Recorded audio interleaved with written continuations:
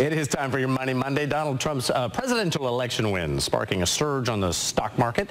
Optimism we're talking about here with Americans over the economy and stocks. This kind of optimism is something we haven't seen in a good number of years. So what does all that mean for you at home? Certified Financial Planner Joe Bert joining us this morning. And Joe, you and I have been chatting a little bit about this. And the question is, the optimism. When we talk about deregulation and all that stuff, how do we know that this isn't, you know, when the regulations are off, the shackles are off the economy, and it starts running forward, and yay, you know, we can run rampant again. Isn't that what got us in trouble to begin with? And that's when the housing bubble burst and all that stuff. Well, specifically, what got us in trouble, as you remember, was the real estate market. Yeah. And when anybody that could fog a mirror was able to get a mortgage. So those days, I think, are gone. But the regulation or the deregulation that we need is the permitting process. To get something started today, it takes years and years to have something come out of the ground.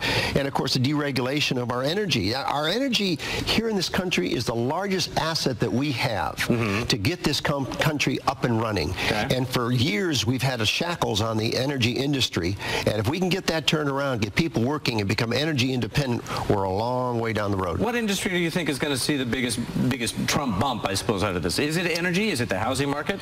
Well, housing, perhaps. Okay. The problem here is if you have rising interest rates, it's going to put... I was just going to bring that up. That's a problem we're going to have. Is rising interest rates, fewer people are going to be able to qualify. Okay. That's the bad news. But the good news is that hopefully more people will be employed, the economy will be stimulated, wages will go up, which will help the housing market. But overall, I think energy, I think construction with all the infrastructure that they're talking about. Okay.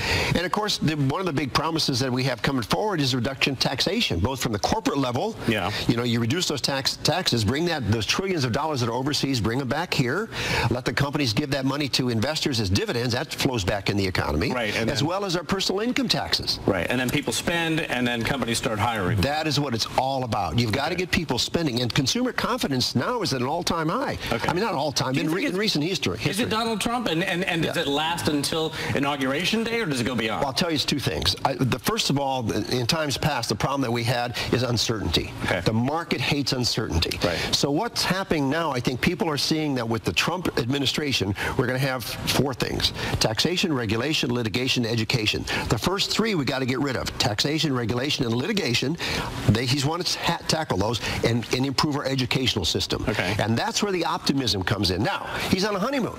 Right. You know, right now he is. Yeah. Right now, and it's not going to go on forever. Right. But we have to enjoy it while we can. Okay. It's coming at a great time of year, Christmas season. People are optimistic. People are spending more money than they did last year. Okay. That feeds back in the economy. Right. So it's good for you and me, good for your 401k, good for IRAs, and optimism is a great thing to have. All right. Joe Bert, man's obviously got himself a good head on his shoulders, and if you need more of that advice, how do people get in touch with you? Just Google me, 2 words, Joe Bert, B-E-R-T. Okay. Always good to see you. Thanks, Robert. You too. Appreciate it. Thanks.